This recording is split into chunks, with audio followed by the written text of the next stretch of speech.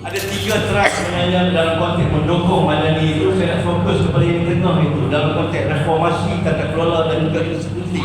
Dan itulah dalam tempoh 2 bulan saya bersama dengan tim dalam pembangunan agama Islam untuk membuat satu reformasi, tidaklah secara keras sangat dalam konteks tata kelola dan juga institusi, dengan menggunakan agensi yang sedia ada yang melibatkan 6 pejabat agama daerah itu, dengan saya mengambil memanggil semua pegawai takbir agama dengan mendukung sebagai etika perkhidmatan awal jalan dan kerja berdasarkan kepada komitmen bagi agama Islam di Pulau Pinang disebut pada tahun 2004. Apa dia?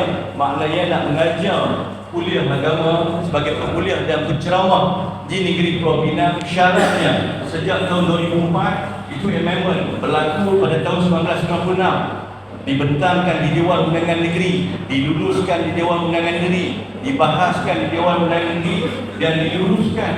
Maknanya dari segi pengajaran di masjid-masjid dan surau, termasuk di semua jabatan-jabatan kerajaan, mestilah mempunyai tauliah itu dahulu. Dan itu diperkenankan oleh bawah diri yang Maha Mulia Fatwa Baginda yang di-Pertuan Agong. Maka semua policy maker mesti mendukung, kerana ini yang dibahaskan di Dewan Undangan Negeri Pulau Pinang berlaku pada tahun 2004. Malahan manakala semua masjid-masjid dan surau bagi menjemput semua pengkuliah-pengkuliah penceramah mesti mempunyai tauliah.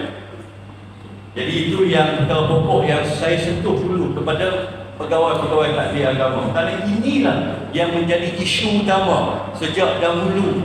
Sama ada dalam pilihan raya bermula pada tahun 2008, kemenangan kita 2013, 2018. Maka bila saya sentuh berkenaan tauliah, saya terkejut juga. Saya ingat pejabat di Balai Ketua Menteri pun terkejut. Saya ingat Jabatan Agama Islam sendiri pun terkejut bahawa separuh daripada kuliah dan penceramah di beberapa masjid, tidaklah keseluruhannya, tidak mempunyai tauliah untuk mengajar di negeri Pulau Pinang. Maka ini menjadi satu norm, satu kebiasaan, sehingga akan dianggap bahawa di Pulau Pinang ini bebas untuk mengajar di masjid tanpa tauliah, tanpa segan silu. Mengatakan bahawa kenapa 8 tahun dulu mengajar tanpa tauliah boleh, maknanya sanggup dan tanpa segan silu mengaku kesalahan. Diibaratkan tak ada lesen kenderaan, bawa kereta ditahan oleh JPJ. Kenapa dulu tak ada lesen? Ditahan tak tahan pun. Yang kedua, kenapa dulu boleh bawa kereta tanpa lesen? Maknanya adakah pernah orang itu dalam konteks lesen kenderaan? Itulah yang berlakunya di negeri Pulau Pinang. Satu kejutan boleh netizen buat dalam poster bahawa 8 tahun dah seorang penceramah ini daripada negeri Perak yang mengajar di masjid Pulau Pinang 8 tahun dah tanpa tauliah boleh mengajar di Pulau Pinang. Kenapa hari ini baru tak boleh? Tanpa segan netizen daripada anak-anak muda menggunakan TikTok untuk edarkan, walaupun bercanggah dengan elemen Majlis Agama Islam Negeri Pulau Pinang, statue Baidun yang diperkenankan oleh Yang di-Pertuan Agong, iaitu YDPA. Jadi ini yang menjadi isu ya, yang kita membuat satu transform dalam konteks reformasi ini.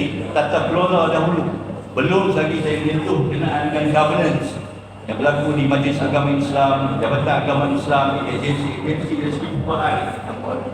Jadi dalam tempoh seminggu ini, kena mengetahui perkembangan apa yang dibuat oleh kita adalah berdasarkan kepada peraturan dan juga undang-undang. Tetapi kalau kita lihat apa yang berlaku dengan TikTok yang menggunakan peluang ini menyerang habis-habisan, tapi saya rasa seronok, bukan saya rasa risau, kerana serangan yang dibuat itu mendedahkan bahawa pengkuliah-pengkuliah yang penceramah, saya tak sebut dalam konteks parti, tidak kira dari sudut parti mana pun, yang tidak ada tauliah diminta hentikan buat seketika, sehingga proses tauliah itu diproses oleh Jabatan Agama Islam Negeri Pulau Pinang. Maka bermulalah satu Pulau Pinang berkenaan dengan isu ini.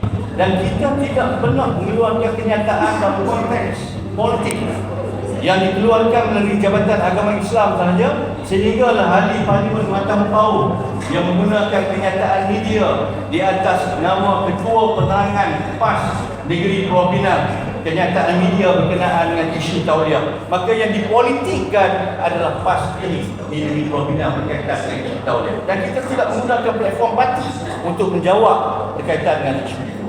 Jadi dalam konteks ini mereka dah rasa menggelupur dengan isu tauliah sebenarnya, dan tidaklah sampai dimulakan dengan Ustaz Kazim pada peringkat awal, kerana dibaca enactment itu bukan satu enactment tapi kaedah 13 yang telah diluluskan beberapa tahun sebelum ini. Mana ada beberapa syarat sekiranya orang itu diberi tauliah, tidak boleh menyebut soal khilafiyah, tidak boleh sebut soal politik kepartian, kerana dan mestilah berakhlak yang mulia dalam menyampaikan ceramah. Jadi dalam hal yang berhubungan penceramah yang ada tauliah juga diminta untuk henti oleh pegawai agama takfir sendiri dan tidak melalui saya. Sebab itulah apabila kita memberikan mandat secara profesional berdasarkan kembali enactment dan juga peraturan, pegawai-pegawai agama takfir di bawah Jabatan Agama Islam mereka bekerja secara profesional tanpa kita campur urusan penguasaan di peringkat Jabatan Agama Islam di Provinsi. Maka kenyataan media yang saya keluarkan, saya selaku di mana Ketua Menteri Satu di portfolio agama Islam tidak mencampuri urusan dalam membuat larangan spesifik individu untuk menyampaikan kuliah dan juga ceramah di negeri Pulau Pinang. Yang ada dari surat maklumat pekelilih yang menyatakan kembali berkaitan dengan enactment Majlis Agama Islam di negeri Pulau Pinang. بغير من عيني وانا شايفك وده اللي وصلت ليه، لا يسمع اسمي بشفايفك بقولك كرري، عمري ما هقدر اوصفك بحبك قد ايه.